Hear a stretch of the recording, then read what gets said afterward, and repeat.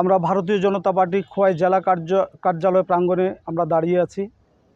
আমার সাথে ভারতীয় জনতা পার্টির নেতৃত্বগণ, কর্মীগণ আমাদের মধ্যে আছেন।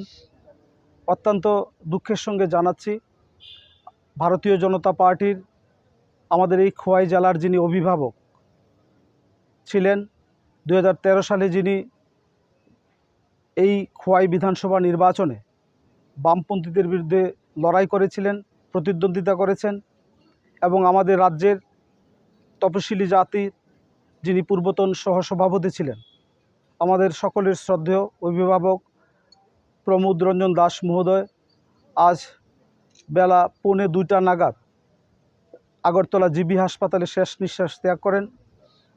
এই সংবাদ পেয়ে আমাদের যারা খোয়াইয়ের কর্মীরা আমরা সবাই জেলা কার্যালয়ে সমবেত হয়েছি এবং ওনার পরিবারের কাছে আমাদের আবেদন ছিল, আমরা প্রথমে ওনাকে এখানে শেষ শ্রদ্ধা জানাবো।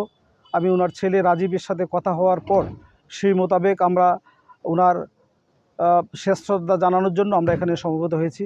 আমরা সবাই অশ্রু সজল নয়নে আমাদের অভিভাবক প্রমোদ রঞ্জন দাস মহোদয়কে আমরা শেষ শ্রদ্ধা জানালাম জেলা প্রাঙ্গণে এবং ওনার পরিবার পরিজনদের প্রতি শোক সমবেদনা জ্ঞাপন করছি বিজেপি খোয়াই জেলা কমিটির তরফ থেকে এবং ওনার বিধি আত্মার চিরশান্তি কামনা করছি।